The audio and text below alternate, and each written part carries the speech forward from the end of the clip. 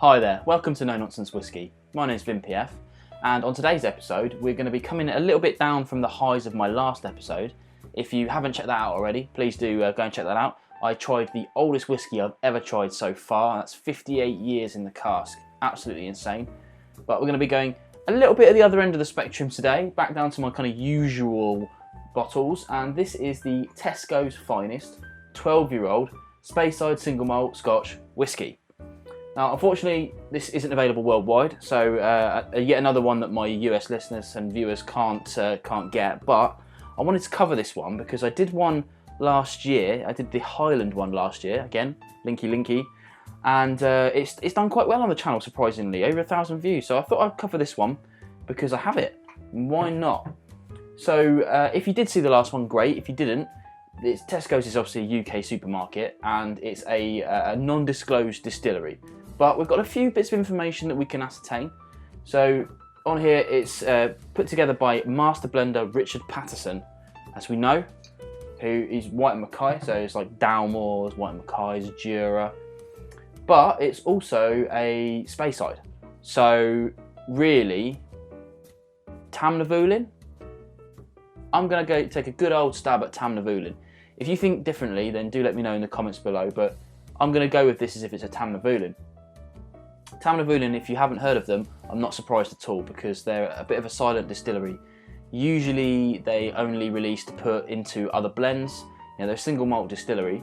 They've had one other official bottling, and that's the Tamnavulin double cask, which I can get in this country for really quite cheap, but it doesn't have great reviews, so I haven't picked it up yet.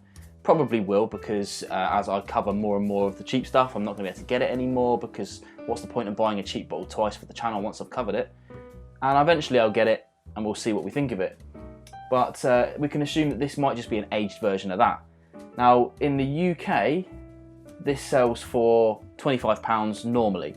I got this for a princely sum of £12.50, which I think is an absolute steal, and is the whole reason why I picked it up in the first place. Let's get into it and see what it's like, shall we? It's a 40%er. It's not natural colour, and it probably is chill filtered. It doesn't actually disclose that information on here, but you can bet for the price of it, it's going to be kind of basic casks. Into the nose and see where we're at. Okay, it's got a nice sweetness to it. Some honey notes there as well. Strangely, I don't get the kind of standard Speyside flavours that I get usually from most Speysides. I'm not going to say all of them, it's a sweeping generalisation, but I usually get a lot of apple orchards or pears or things like that. Not really getting that on this. I'm also getting kind of some cereally notes to it as well, which is odd, because I wouldn't usually think I would get cereals when it's 12 years and above. Let's try the palate.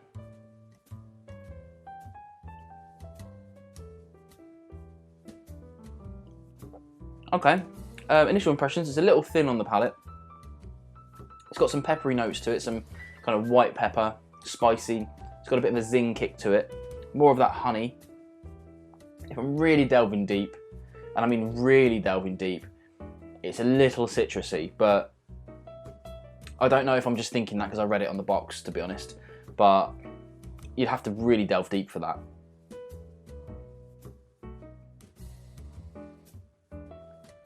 But the finish is pretty good as well. Good, decent, kind of medium length finish.